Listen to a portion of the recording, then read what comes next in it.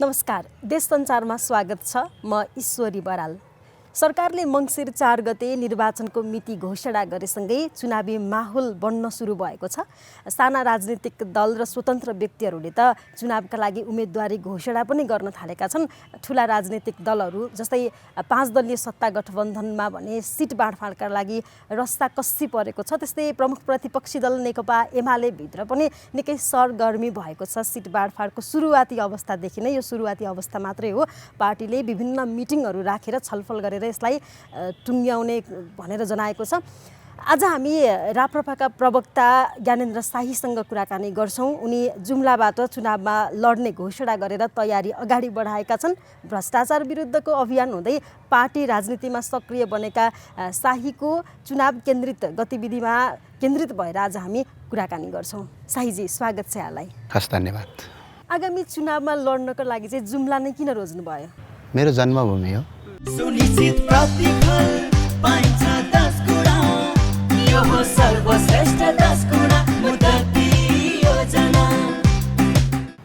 जन्मभूमि र जन्म दिने आमालाई हामीले बिर्सिन सक्दैनौँ। मेरो जन्मभूमि हो। आज म संसारको कुनै पनि ठाउँमा जहाँसुकै भए पनि आज मेरो आमा र मेरो जन्मभूमि संसारको सबभन्दा उत्कृष्ट लाग्छ।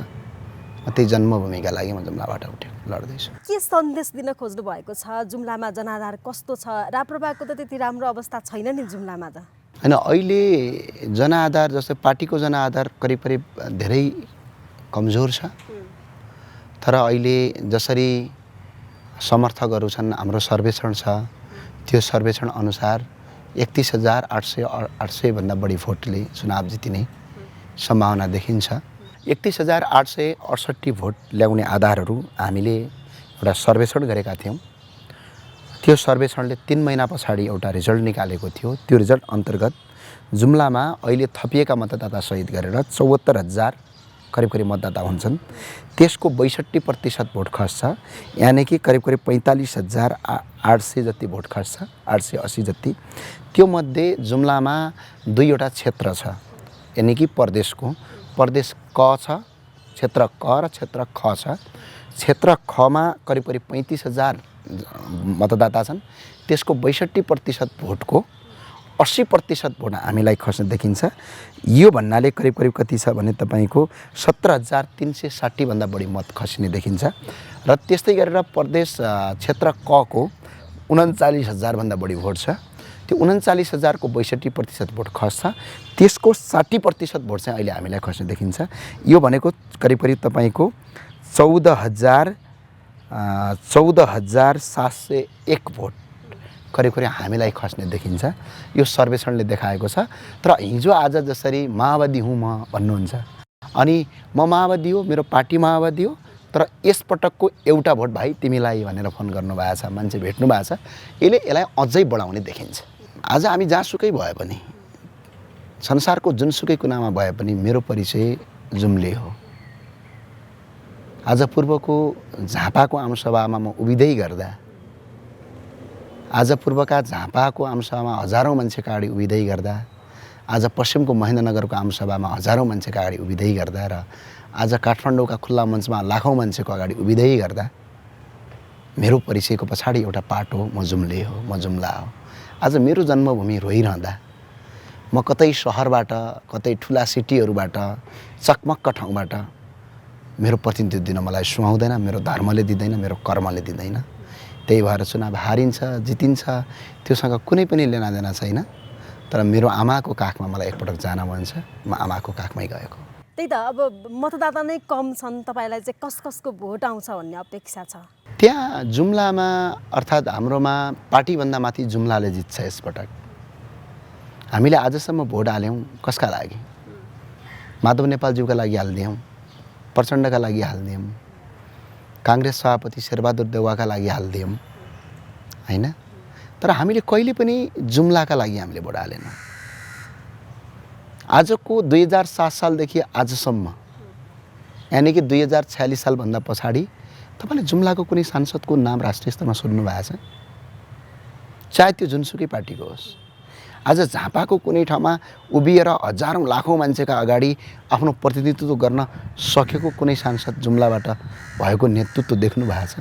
भएन। अब जुम्लाले नै यो देशको नेतृत्व गर्छ, त्यसका लागि मेरो उम्मेदवारी जुम्लाबाट हो। काङ्ग्रेस, माओवादी, एमाले सबै आउनुभएको छ। हामी जस्तो जेसुकै भए पनि भाइ यसपटकको भोट एउटा भोट तिमीलाई हो है, हामी दुईवटा दिँदैनौँ भन्नुभएको छ, एउटा भोट तिमीलाई हो भन्नुभएको छ। म पनि आग्रह गर्छु, यदि यो 5 वर्षभित्र मैले जुम्लालाई राष्ट्रिय स्तरमा चिनाइनँ, जुम्लाको जीवनस्तरमा सुधार्न सकिनँ भने म तपाईँलाई अनुरोध आग्रह गर्न चाहन्छु, अबको 5 वर्षपछि अहिले मेरो जो निकटतम प्रतिनिधि लड्नुहुन्छ उहाँलाई नै पछिल्लो पटक चुनावमा भोट म आफै हाल्छु। र अर्को एउटा यस्तो राष्ट्रिय छविका साथ देश अन्तर्राष्ट्रिय स्तरमा र युवा मभन्दा कोही क्यापासिटीवाला अहिले जुम्लामा कोही आउँछ चुनाव लड्नका लागि भने म स्वतः त्यो छोडेर उसलाई सहयोग गर्छु। किनभने यसपटकको चुनाव पार्टीका लागि होइन, जुम्ला है। सदियौँदेखि हामी जुम्लीहरू पछाडि पऱ्यौँ, नेतृत्व गलत भएकाले। नेतृत्वले काठमाडौँमा आफ्नो नेतृत्व गर्न सकेन। त्यही भएर यसपटकको भोट पार्टीलाई होइन, सिद्धान्तलाई होइन, यसपटकको भोट यो देश हाँक्न सक्ने नेतृत्वलाई दिनुहोस्। पार्टीभन्दा माथि जुम्ला छ, जुम्लाका लागि भोट हालिदिनुहोस्। भोट रापरपाका लागि होइन, ज्ञानेन्द्र साईका लागि हालिदिनुहोस्। तपाईँ राजनीतिमा स्थापित हुने एजेन्डाहरू के छन्, आधारहरू के छन्? जस्तो तपाईँका व्यक्तिगत एजेन्डाहरू पनि छन् कि पार्टीकै एजेन्डाहरू बोकेर अगाडि बढ्दै हुनुहुन्छ कि के छ? अब एजेन्डा भनेको के हो भने हाम्रो धेरै ठुला एजेन्डा छैनन्। अहिले चुनावमा एजेन्डा देखाउने, भोलि चुनाव सकिएपछि सुत्ने, अनि त्यो एजेन्डा बिर्सिने, जनतालाई अहिले ललिपप खुवाउने मेरा एजेन्डा केही पनि छैनन्। जुन हिसाबमा म हिजो पनि काम गरिरहेको छु, आज पनि गरिरहेको छु र भोलि पनि गर्नेछु। तर मुख्यतया अहिले सबभन्दा मलाई किन लागेको र म किन उम्मेदवारी दिएँ र मेरा एजेन्डा के हुन् भने आज म काठमाडौँमा छु, बिहान बेलुका भेटिन्छन्, गलैँचा बोकेको दाइहरू भेटिनुहुन्छ, घर कहाँ भन्दा जुम्ला भन्नुहुन्छ, अर्काको घरको ढोकामा गएर ढकढक हानेर गलैँचा लैजाऊ भन्नुहुन्छ। हामी सुनपल्ले ठाउँमा जन्मेका हौँ। विश्वको सबभन्दा महँगो जडीबुटी आर्सागुम्बा, पाँचौले, मार्सी, सिराहितो लगायत यति जडीबुटीहरूको खानीमा जन्मेर आज सुनलाई नुनको भाउमा बेच्न नसकेको कारणले आज हामी गरिब भएका छौँ। मलाई यो गरिबी हटाउनु छ, दुर्गम जुम्ला भनेर चिनाउनु छैन, अबको 5 वर्षभित्र सुगम जुम्ला भनेर चिनाउनु छ। मेरा जुम्ली दाजुभाइहरू गलैँचा बेच्नका लागि अर्काको ढोकामा ढकढक हान्ने होइन कि यहाँका ठुल्ठुला अरबपतिहरू तिमीहरूको उत्पादन सामान हामीलाई देऊ भनेर जुम्लीको ढोकामा हान्ने जुम्ला बनाउनु छ।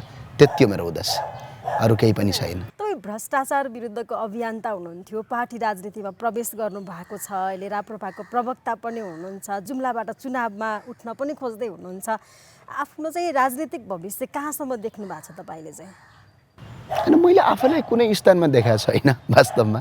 किनभने म एउटा काम गर्नुपर्छ भन्ने मान्यताको मान्छे हो। पार्टीमा पोर्टफोलियो मेरो प्रवक्ताको होला, म कार्य सम्पादन समितिको सदस्य होला, अर्थात् म अभियन्ता होला, त्यो आफ्नो कुरा हो। तर म सामान्य एउटा नागरिक लाग्छ, त्योभन्दा अरू केही पनि लाग्दैन। त्यही भएर आजका दिनसम्म जहाँ जान्छु सिम्पली जान्छु। मैले आजसम्म बाहिर कार्यक्रममा गएर काहीँ 3 स्टार होटलमा बसेको पनि छैन आजसम्म, होइन। जहाँ गइन्छ खाइन्छ बसिन्छ, भोलि हजुरकोमा आयो भने हजुर घरमा बस्ने खाने, त्यो एडजस्ट हुन मलाई केही पनि समस्या छैन। अनि अर्को मलाई त्यो केही पनि छैन, म एउटा साधारण नागरिक हो। तपाईँको दल राप्रपाले चाहिँ चुनावमा अन्य पार्टीसँग गठबन्धन गर्छ कि गर्दैन? अहिलेसम्म हाम्रो केही पनि छैन, यसको आधिकारिक धारणा आउन बाँकी छ, तर अहिलेसम्म त्यो चाहिँ केही पनि देखिएको अवस्था छैन। हजुर, पार्टीले चाहिँ कति सिट जित्ला भन्ने अनुमान छ? आकलनमा अहिले हामीले गठबन्धन गरेनौँ भने करिब अहिले हामीले गठबन्धन भएन भने पछाडि पनि प्रत्यक्षमा हामीले 12 देखि 15 को बिचमा जित्छौँ। किनभने हामीले त्यति धेरै ठुलो कुरा गर्न सुहाउँदैन, समानुपातिक पनि त्यही 15 देखि 20 को रेन्जमा आउँछ जस्तो लाग्छ। अब दुइटैलाई जोड्ने हो भने 30 भन्दा माथि 35 भन्दा तल हामी एकल प्रतिस्पर्धामा गयौँ भने, अब केही गठबन्धन केही समीकरण भयो भने त्यसको अब रिजल्ट अर्कै रहन्छ। राप्रपाले चाहिँ चुनावमा जानको लागि अन्य दलसँग गठबन्धनका लागि सत्ता बाहिर रहेका दलहरूसँग गठबन्धनका लागि छलफल गर्दैछ, तालमेलका लागि जुराउँदैछ भन्ने पनि छ। अब तपाईँहरूको एजेन्डा छ हिन्दू राष्ट्र, राज संस्था, यो अन्य राजनीतिक दलसँग त मिल्दैन, अन्य बेला चाहिँ नमिल्ने, चुनावको बेला कसरी मिलाएर लैजान खोज्दै हुनुहुन्छ? मुख्यतया कुरा यस्तो हो, शीर्ष नेतृत्व भनेकै म पनि एउटा पार्टीको प्रवक्ता हो र कार्य सम्पादन समितिको सदस्य हो। आजसम्म मसँग छलफल भएको छ नि, त्यो कुनै आधिकारिक मानिँदैन। तपाईँसँगको छलफल भनेको होइन, सत्ता बाहिर रहेका अन्य राजनीतिक दलसँग छलफल भइराखेको छ भन्न खोजेको। युद्ध लड्दै गर्दाखेरि विश्वयुद्ध त हेर्नु भएको छ नि। सम्भवतः बेलायतले एक्लै युद्ध लडेको भए, सम्भवतः अमेरिकाले एक्लै युद्ध लड्दै भए जापानलाई हराउन सक्दैनथे, होइन? र हिटलरलाई पनि हराउन सक्दैनथे। त्यो युद्धको बेला समान एकता नभए पनि केही साथीको सहयोग चाहिन्छ, त्यो सामान्य कुरा हो। तर यसको मतलब यो होइन कि ती कुरा सबै ठिक हुन् भन्ने पनि होइन। तर शीर्ष नेतृत्व भन्नुभयो, म नै शीर्ष नेतृत्वभित्र म पनि स्वयं आफै पार्टीको प्रवक्ता र कार्य सम्पादन समितिको सदस्य भएकाले आजसम्म त्यस्तो कुनै जानकारी छैन। करिब करिब कार्य सम्पादनको बैठक बस्नेवाला छ, त्यो बैठक पछाडि त्यसको आधिकारिक निर्णय आउला। स्थानीय तहको चुनाव पछाडि चाहिँ स्वतन्त्र उम्मेदवारहरूको लहर नै बढेको छ। तपाईँलाई कहिलेकाहीँ यस्तो लाग्दैन राप्रपा पार्टीमा प्रवेश गर्नको लागि अलिकति हतार पो गरेछु कि भन्ने जस्तो? लाग्दैन। किन लाग्दैन भने मैले चुनाव जित्नु हार्नु ठुलो कुरा होइन। व्यक्ति बन्न सक्छ तर मुलुक बन्दैन। यो देश बन्नका लागि त केही कुरा परिमार्जन गर्नु पर्ला र केही समूह बनाएर त जानु पर्ला नि। एक्लै एकजनाले त केही गर्न नसक्ला नि, सिद्धान्त चाहिएला नि। तर यो मुलुक बन्नका लागि अहिले कस्तो किसिमको कानुन, कस्तो किसिमको परिधि, कस्तो किसिमको विधि, कस्तो किसिमको शासन चाहिन्छ भन्ने कुरा बोक्ने बित्तिकै त सिद्धान्त आयो। सिद्धान्त आउने बित्तिकै त मान्छे स्वतन्त्र भएन भने सिद्धान्त बिनाको राजनीतिक भनेको पाप हो भनेर स्वयं महात्मा गान्धीले भन्नुभएको छ। स्वयं भगवान् गौतम बुद्धले पनि लक्ष्य र उद्देश्य बिनाको मान्छे त्यो मानव होइन भन्नुभएको छ। स्थानीय तहको चुनावमा स्वतन्त्रले जित्नु भनेको साह्रै राम्रो कुरा हो। तर सङ्घमा गइसकेपछि स्वतन्त्र एकजनाले कि त सिद्धान्त दिनै पर्यो। भोलि राज्य संयन्त्र कसरी चलाउने त? मलाई जे मन लाग्यो त्यही हिसाबले राज्य संयन्त्र चलाउँछु त भन्न पाइँदैन नि। त्यसको विधि छ, प्रक्रिया छ, कानुन छ। अब आधाले के भन्छन् भने परदेशै पालेर हामी ठुलो मान्छे भन्छौँ, हामी ठुलो सिट ल्याउँछौँ भन्छन्। सिट आउँछ, चुनाव जित्नु हुन्छ, तर मुलुक बन्दैन। परदेश अब पाल्न सक्ने अवस्थामा छैनौँ हामी। अब यही संसदीय व्यवस्था ठिक हो, यसरी नै संसद बन्ने अनि संसदभित्र गएर प्रधानमन्त्री बन्ने व्यवस्था यदि सही हो भन्ने लाग्छ भने 32 वर्षदेखि यो देश आज पनि विकराल स्थितिमा छ। यी सबै कुराको परिमार्जन गर्नका लागि व्यवस्थाभित्र केही सुधार गर्नुपर्छ। त्यसलाई नै अबको आवश्यकता हो। अनि यो स्वतन्त्र उम्मेदवारहरूलाई लिएर चाहिँ तपाईँको धारणा चाहिँ के हो? अनि म चाहिँ त्यस्तो राजनीतिक फिलोसफर पनि होइन। मैले वास्तवमा मैले केही त्यस्तो कुनै अनुमानै गरेको छैन।